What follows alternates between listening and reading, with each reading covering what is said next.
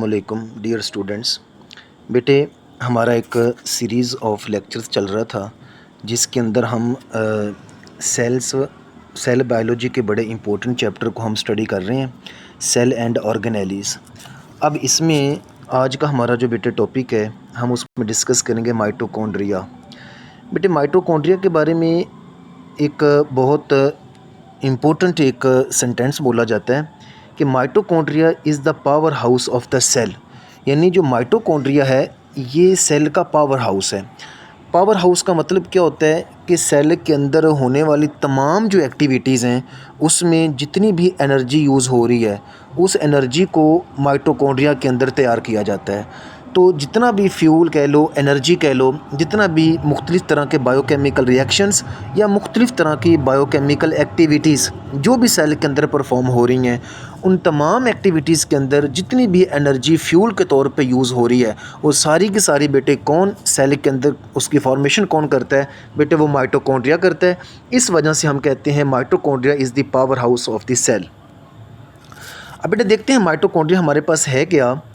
तो mitochondria rod shape organelle है, found in nearly all eukaryotic cells. यानी ये प्रोकैरियोटिक सेल के अंदर नहीं होती, तमाम यूकैरियोटिक सेल के अंदर होती है। रॉड शेप का मतलब क्या होता है? रॉड शेप हम कहते हैं इस तरह के किसी भी स्ट्रक्चर को, ठीक है, इस तरह का ये स्ट्रक्चर होता है, इसलिए हम बोलते हैं माइटोकॉन्ड्रिया क्या है, वो एक रॉड शेप स्ट्रक्चर है। उसके बाद known as the power generator of the cell, यानी ये पावर जनरेटर है, ये एनर्जी को प्रोड्यूस करता है जिसको सेल अपनी तमाम एक्टिविटीज़ के लिए यूज़ करता है। अब एनर्जी को कैसे प्रोड्यूस करता है बेटा, लेटर हम इसको स्टडी करते हैं। अब सिंगुलर फॉर्म की बात करेंगे तो माइटोकॉन्ड्रियन, ठीक है, माइटोकॉन्ड्रियन कहते हैं। और जो माइटोकॉन्ड्रिया है ये प्लूरल है। बाउंडेड बाय टू मेम्ब्रेन्स, यानी इसके अंदर दो मेम्ब्रेन्स होती हैं, एक आउटर होती है बेटे और एक इनर होती है।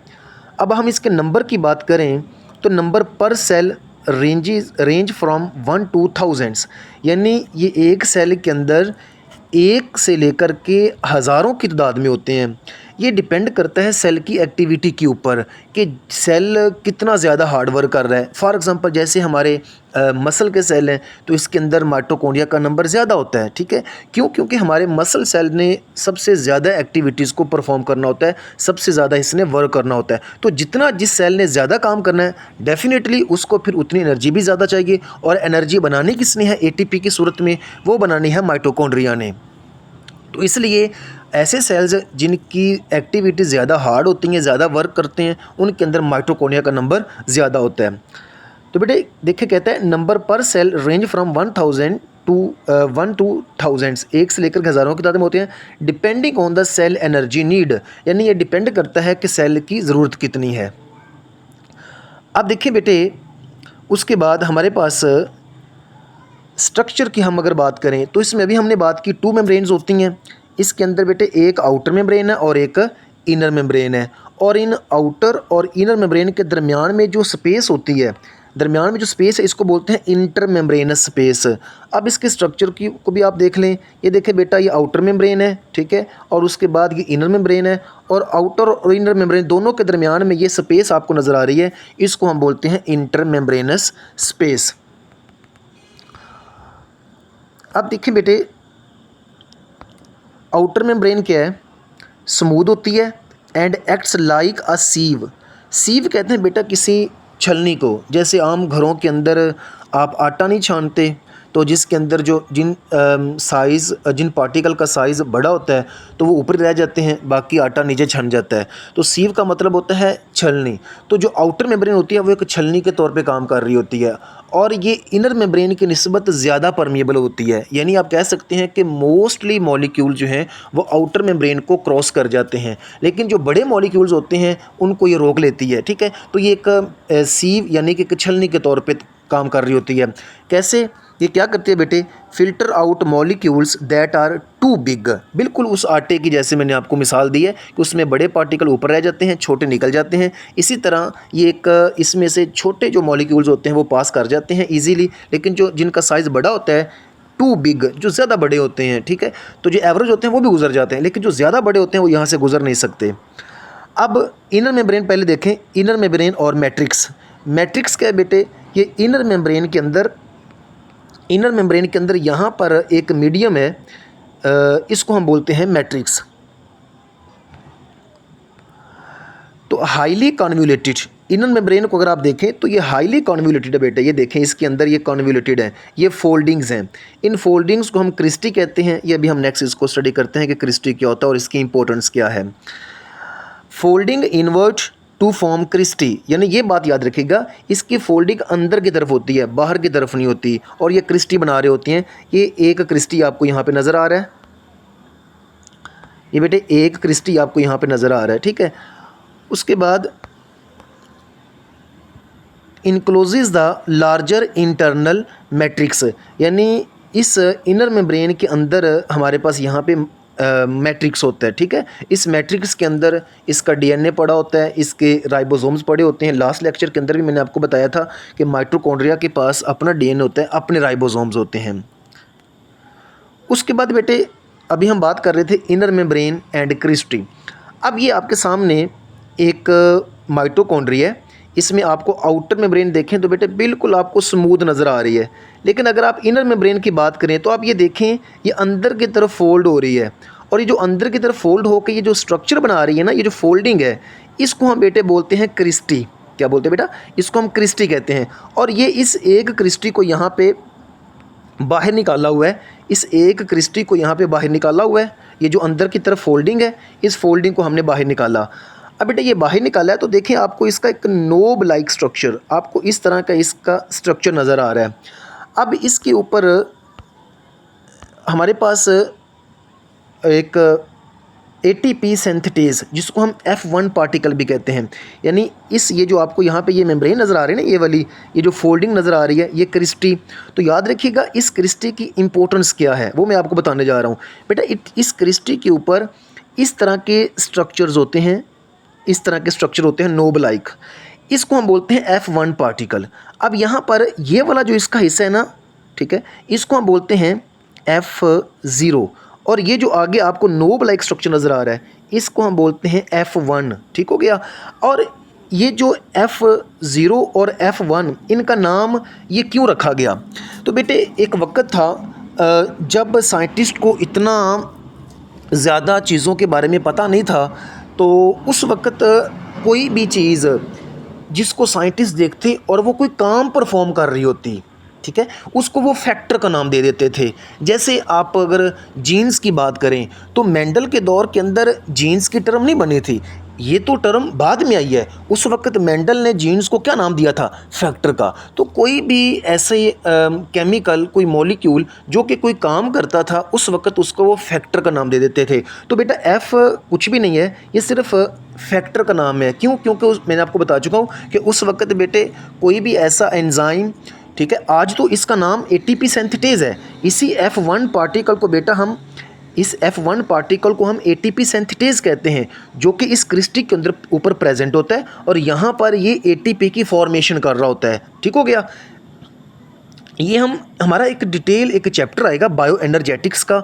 यहाँ पे तो सिर्फ आपको मैं एक ब्रीफली एक इसका इंट्रो दे रहा हूँ, लेकिन हमारा एक चैप्टर आएगा बायो एनर्जेटिक्स का, उसके अंदर हम इसको डिटेल के अंदर पढ़ेंगे और तकरीबन वो पूरा चैप्टर जो है ना वो इसी चीज़ के ऊपर ही है कि यहाँ वहाँ पे रेस्पिरेशन जो है और एटीपी की जो फॉर्मेशन है वो किस तरह से होती है।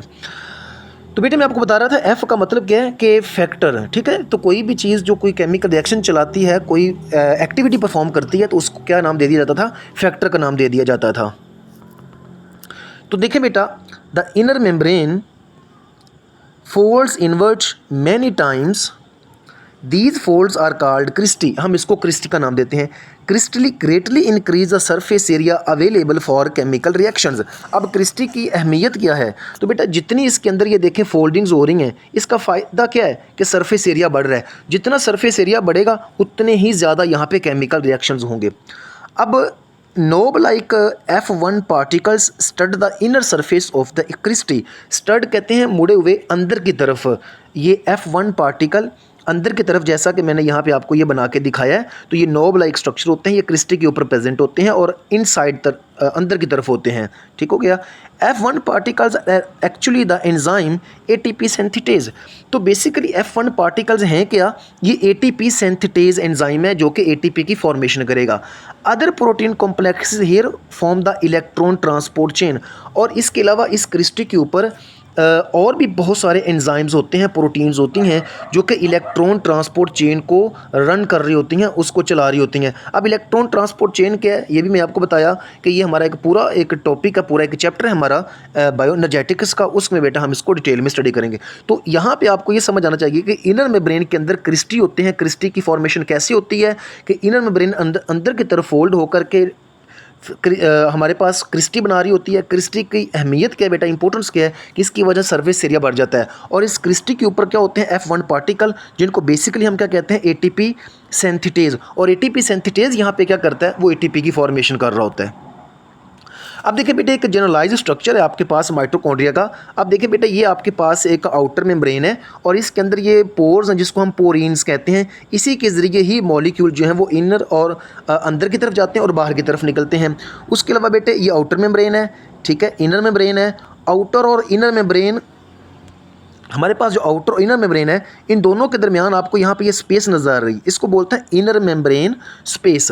और जो इनर मेम्ब्रेन है बेटा, इसमें देखें मैट्रिक्स पड़ा हुआ है। तो ये सारी चीज़ें याद रखनी है। मैट्रिक्स कहाँ पे है बेटा, inside the inner membrane, inner membrane के अंदर। उसके बाद देखें इस बेटा इसके अपने राइबोसोम्स हैं। ये देखें बेटा मैसेंजर RNA प्लस पोलीसोम, यानी पोलीसोम किसको बोलते हैं, जब मैसेंजर RNA राइबोसोम्स के साथ अटैच हो जाता है ना, तो उसको हम बोल देते हैं पोलीसोम। ये बेटा ग्रेन्यूल्स पड़े हुए हैं, सर्कुलर DNA मॉलिक्यूल, और इसमें देखें ये इसका DNA है। तो इसके अपने राइबोसोम्स होते हैं और अपना DNA होता है। इसी वजह से माइटोकॉन्ड्रिया को सेल्फ रेप्लिकेटिंग ऑर्गेनेली भी कहा जाता है, ठीक है, यानी ये अपनी तादाद को खुद बढ़ा लेती है। अब ये देखें बेटा यहाँ पर ये वो नोब लाइक स्ट्रक्चर है, F1 पार्टिकल जो यहाँ पे पड़ा हुआ है, जिसको हमने क्या बोला, ATP सिंथेटेज। अब यहाँ पे बेटे आपको येलो कलर के छोटे छोटे स्ट्रक्चर नज़र आ रहे हैं। ये वो प्रोटीन कॉम्प्लेक्सेस हैं, वो एंजाइम्स हैं जो यहाँ पे लेबल किया हुआ था लेकिन वो नीचे रह आ गया। ये हैं इलेक्ट्रॉन ट्रांसपोर्ट को चलाने वाले प्रोटीन कॉम्प्लेक्सेस, या आप कह रहे हैं एंजाइम्स। ठीक हो गया। तो ये बेटा आप इस स्ट्रक्चर को प्रैक्टिस कीजिएगा, बनाइएगा, ये बहुत ज़रूरी है। जब भी ये टॉपिक आएगा तो आपने उसके अंदर ये इसका स्ट्रक्चर लेबल करके आपने बनाना है। उसके बाद बेटा ATP सिंथेटेज जो एंजाइम है, इसको मज़ीद थोड़ा सा आप वाज़े करके मैं आपको दिखा रहा हूँ। ये देखिए बेटा ये आपके सामने ये एक ATP सिंथेटेज है। तो ये प्रोटीन कैसे बनाता है थोड़ा सा आपको बता देता हूँ। ये डिटेल हमारा जो है वो एक चैप्टर है उसके ऊपर, उसमें इसके ऊपर बात करेंगे। ये बेटा देखें ATP सिंथेटेज एंजाइम है। अब ये देखें ये प्रोटॉन है। अब प्रोटॉन कहाँ से आया ये भी आपको पता नहीं चलेगा, ये हम वहाँ पे ही बायोएनर्जेटिक्स में इसको डिस्कस करेंगे। अब ये देखें बेटा जब ये प्रोटॉन यहाँ से गुजरेगा इस ATP सिंथेटेज से, तो ये करेगा एनर्जी को रिलीज़। अब जिस एनर्जी को ये रिलीज़ करेगा, अब यहाँ पे बेटा पहले से पड़े होते हैं एडिनोसिन डाइफॉस्फेट। अब जो एनर्जी यहाँ से रिलीज़ हुई है उसी एनर्जी को यूज़ करके इस ADP के अंदर एक इनऑर्गेनिक फॉस्फेट को ऐड कर दिया जाता है।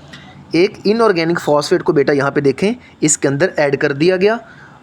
कैसे ऐड किया गया, वो एनर्जी जो इस प्रोटॉन की मूवमेंट की वजह से यहाँ से रिलीज़ हुई है। ADP पहले पड़ा हुआ था, उसके अंदर एक इनऑर्गेनिक फॉस्फेट को ऐड कर दिया गया और ये किसके अंदर चेंज हो गया, ATP के अंदर। तो अभी सिर्फ इतना याद रखें कि ATP सिंथेटेज जो है वो ATP की फॉर्मेशन किस तरह से करता है। और ATP सिंथेटेज मैं अगेन रिपीट कर रहा हूँ, ये क्या है बेटा, बेसिकली ये F1 पार्टिकल ही है जो कि इनसाइड जो फोल्डिंग होती है इनर मेम्ब्रेन ऑफ माइटोकॉन्ड्रिया की, जिसको हम क्रिस्टी कहते हैं, उसके ऊपर ये प्रेजेंट होता है। ठीक हो गया। और वहाँ पे ये ATP की फॉर्मेशन कर रहा होता है। और बेटे ATP की फॉर्मेशन को ही हम रेस्पायरेशन का नाम देते हैं। अब देखिए बेटा हम इसके फंक्शन की बात करें तो माइटोकॉन्ड्रिया क्या करता है, mitochondria are the sites of cellular respiration. अब बेटा यहाँ पे जो वर्ड यूज़ किया उसने सेलुलर रेस्पायरेशन का, तो आपको पता है रेस्पायरेशन में क्या होता है। आप देखें यहाँ पर न्यूट्रिएंट यानी कि आपके पास जो है वो कार्बोहाइड्रेट, ये न्यूट्रिएंट यानी कार्बोहाइड्रेट। अब ऑक्सीजन की मौजूदगी में इसको तोड़ा जाता है, ठीक हो गया। अब जब तोड़ा जाएगा तो उसके बाद इसका जो फाइनल प्रोडक्ट बनेगा वो एक नेक्स्ट प्रोसेस के अंदर एंटर कर जाएगा जिसको बोलते हैं क्रेब्स साइकिल, ठीक हो गया। ये सारा जितना भी आपको नज़र आ रहा है ना बेटा, ये सारा सेलुलर रेस्पिरेशन के डिफरेंट प्रोसेसेस हैं। अब जो हमारे पास ये न्यूट्रिएंट है वो इन तमाम मैकेनिज़्म से गुजर करके जाएगा और एट द एंड जा कर के यहाँ पे एटीपी की सिंथेसिस होगी और ये एटीपी सिंथेटेज एंजाइम आपको यहाँ पे नज़र आ रहा है, ठीक हो गया। अब ये क्रेब साइकिल है, ठीक है, उसके बाद इलेक्ट्रॉन ट्रांसपोर्ट चेन है। अब बेटे ये दोनों जो प्रोसेस हैं, Krebs cycle and electron transport chain, ये दोनों जो प्रोसेस हैं ये माइटोकॉन्ड्रिया के अंदर होते हैं। जो बेटे क्रेब साइकिल है ये माइटोकॉन्ड्रियल मैट्रिक्स में होता है, जो भी मैंने आपको बताया कि इनर मेम्ब्रेन के अंदर जो मैट्रिक्स होता है वहाँ पे क्रेब साइकिल होता है, और इनर मेम्ब्रेन की जो वॉल है, ठीक है, उसकी वॉल में ये इलेक्ट्रॉन ट्रांसपोर्ट चेन का प्रोसेस होता है, ठीक है। और इन दोनों प्रोसेस के नतीजे में क्या क्या बनता है, एटीपी की फॉर्मेशन होती है, ठीक हो गया। तो अभी के लिए सिर्फ बेटा आपने इतना ही याद रखना है। मैं कई दफ़ा बता चुका हूँ कि नेक्स्ट हमारा जो बायो एनर्जेटिक्स का चैप्टर होगा उसके अंदर इन तमाम मैकेनिज्म को डिटेल के अंदर हम स्टडी करेंगे। बेटे देखिए, mitochondria are the sites of cellular respiration, they convert oxygen and nutrients into ATP, ठीक हो गया, the chemical energy currency that powers the cell metabolic activities. अब वो बता रहा है एटीपी क्या है। एटीपी बेटा एनर्जी करेंसी होती है सेल की। देखिए, सेल एटीपी के अलावा किसी भी दूसरी फॉर्म के अंदर एनर्जी को यूज़ नहीं कर सकता। ये ऐसे ही है जैसे किसी भी एक मुल्क की करेंसी होती है ना, उस करेंसी के बगैर वो किसी चीज़ की भी खरीदो फरोख्त नहीं कर सकता। इसी तरह सेल की भी बेटा एक करेंसी है और वो क्या है, एटीपी। तो ये एमसीक्यूज़ के लिए याद रखिएगा, ATP is the energy currency of the cell. क्योंकि क्यों कहा जाता है इसको, क्योंकि एटीपी के अलावा सेल किसी भी और मॉलिक्यूल से एनर्जी को हासिल नहीं कर सकता। अब ये देखिए बेटा, जो भी मैंने चीज़ें आपको बताई हैं डायग्रामेटिकली आप इसको देख सकते हैं। ये देखिए बेटा, आपके सामने यहाँ पर ये माइटोकॉन्ड्रिया आपको नज़र आ रहा है और इस माइटोकॉन्ड्रिया में ये आउटर मेम्ब्रेन है और उसके अलावा ये आपको अंदर की तरफ इनर मेम्ब्रेन नज़र आ रही है जिसमें ये फोल्डिंग्स हैं, ठीक हो गया। अब यहाँ पे देखिए, यहाँ पे लिखा है क्रेब साइकिल। ये क्रेब साइकिल जिसका दूसरा नाम है सिट्रिक एसिड साइकिल। तो ये कहाँ पे होता है बेटा, ये माइटोकॉन्ड्रियल मैट्रिक्स में होता है। उसके बाद ये सारे का सारा आपके सामने बेटा एक सेल है, ये सारे का सारा आपके पास एक सेल है और उस सेल में ये माइटोकॉन्ड्रिया पड़ा हुआ है, ठीक हो गया। अब उसके बाद ये देखिए ज़रा, ये इनर मेम्ब्रेन की वॉल है और इनर मेम्ब्रेन की वॉल के अंदर कौन सा प्रोसेस चल रहा है, इलेक्ट्रॉन ट्रांसपोर्ट चेन। तो ये एमसीक्यूज़ में पूछा जा सकता है कि सिट्रिक एसिड या क्रेब साइकिल कहाँ पे होता है, इनर माइटोकॉन्ड्रियल मैट्रिक्स में, जो माइटोकॉन्ड्रिया के इनर मेम्ब्रेन के अंदर होता है। और इलेक्ट्रॉन ट्रांसपोर्ट चेन का मैकेनिज्म कहाँ पे होता है बेटा, ये होता है इनर मेम्ब्रेन की वॉल में। अब उसके बाद बेटे नेक्स्ट हमारे पास है कि माइटोकॉन्ड्रिया के बारे में बड़ी एक इम्पोर्टेंट बात है कि इसको हम अ सेल विदिन अ सेल कहते हैं। अ सेल विदिन अ सेल का मतलब क्या होता है, देखें एक सेल की क्या खसूसियत होती है, उसके पास अपना डीएनए होता है, अपने राइबोसोम्स होते हैं और सेल एक इंडिपेंडेंट लाइफ गुजार रहा होता है। तो यही चीज़ें माइटोकॉन्ड्रिया के पास भी अपना डीएनए होता है, अपने राइबोसोम्स होते हैं, ये अपनी मर्ज़ी से अपनी तादाद को बढ़ा लेता है। अब चूँकि इसकी कुछ सारी की सारी नहीं, कुछ खसूसियात बेटा सेल की खसूसियात से मिलती हैं, इस वजह से हम कहते हैं माइटोकॉन्ड्रिया को a cell within a cell, ठीक हो गया। तो अगर सवाल भी आ जाए तो आपने याद रखना है कि माइटोकॉन्ड्रिया को a cell within a cell क्यों कहा जाता है। देखिए बेटा, हैज़ इट्स ओन, देखिए यूनिक फीचर्स हैं, has its own circular DNA similar to that of prokaryotes, ठीक हो गया। Contains all kind of RNA and 70s ribosomes. All kind of RNA का मतलब क्या है कि माइटोकॉन्ड्रिया के पास मैसेंजर आरएनए भी होता है, ट्रांसफर आरएनए भी होता है और राइबोसोमल आरएनए भी होता है। और इसमें राइबोसोम्स कौन से हैं, 70s, और प्रोकैरियोट्स के भी 70s होते हैं। तो माइटोकॉन्ड्रिया के जो राइबोसोम्स हैं वो प्रोकैरियोट्स की तरह जैसे होते हैं। Can replicate independently of the cell, found in nearly all eukaryotes, plants, animals, fungi and protists, large enough to be seen within a light microscope. इसको आसानी के साथ देखा जा सकता है। अब बेटा यहाँ पे एक चीज़ है कि एक कॉन्सेप्ट है ओरिजिन ऑफ माइटोकॉन्ड्रिया क्या है, यानी माइटोकॉन्ड्रिया कैसे, माइटोकॉन्ड्रिया बना कैसा। तो ये एक थ्योरी है जिसका नाम है एंडोसिम्बियोंट एंडोसिम्बियोट थ्योरी। अब एंडोसिम्बियोट थ्योरी के मुताबिक क्या है, देखिए बेटा कि ये हमारे पास एक सेल है, ये प्रोकैरियोटिक लार्ज सेल है। तो कहते हैं माजी के अंदर ये हुआ था कि इसने एक छोटे प्रोकैरियोटिक सेल को इनगल्फ कर लिया था। जब इसने अपने अंदर ले गया तो इसने इसको खाया नहीं, और जिस बैक्टीरिया को प्रोकैरियोट सेल को ये अंदर लेके गया था ना, तो वो था वो हमारे जो जिसको अंदर लेके गया था वो अपनी एनर्जी को खुद बना रहा था। बात समझा रही है आपको? अब वो रेस्पिरेशन खुद कर रहा था। अब ये इसको अपने अंदर तो ले गया, लेकिन इसने इसको खाया नहीं। इसके साथ इसने सिम्बियोटिक एसोसिएशन क्रिएट कर लिया। अब बाद में फ्यूचर में ये क्या बन गया, इसके अंदर ये माइटोकॉन्ड्रिया बन गया। ठीक है, मैं दोबारा बेटा इसको रिपीट कर रहा हूँ कि ये हमारे पास एक प्रोकैरियोटिक सेल है। अब इस प्रोकैरियोटिक सेल ये एक लार्ज है, और इसने एक दूसरे छोटे प्रोकैरियोटिक सेल को, ये आपको नज़र आ रहा है, एक दूसरे छोटे प्रोकैरियोटिक सेल को अपने अंदर इनगल्फ कर लिया। अब इसने इसको खाया नहीं, अपने अंदर रख लिया, इसके साथ सिम्बियोटिक एसोसिएशन बना लिया। तो ये बेटे बाद में क्या बन गया, माइटोकॉन्ड्रिया। तो ये ओरिजिन ऑफ माइटोकॉन्ड्रिया के बारे में एक हाइपोथेसिस है, एक थ्योरी जिसको नाम देते हैं एंडोसिम्बियोट थ्योरी। तो देखिए बेटा लिखा हुआ है, endosymbiotic theory is a theory that attempts to explain the origin of the organelles, mitochondria and chloroplast, जो कि हम नेक्स्ट पढ़ेंगे क्लोरोप्लास्ट को। तो बेटा आज हमने जो चीज़ें पढ़ी हैं आपके सामने, हमने पढ़ा कि माइटोकॉन्ड्रिया क्या चीज़ होती है, इसके स्ट्रक्चर की बात की थी, इसके फंक्शन की बात की थी। तो इसके अंदर जो यूनिक चीज़ें हैं हमने वो भी पढ़ा कि इसके अंदर 70 राइबोसोम्स है, सेल्फ रेप्लिकेटिंग ऑर्गेनेली है, इसके अंदर अपना डीएनए होता है।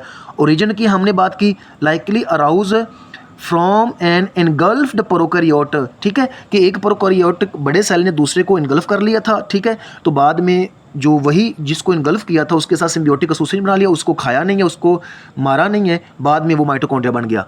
तो कहाँ कहाँ पे ये पाया जाता है, found in nearly all eukaryotic cells 1 to 1000 पर सेल।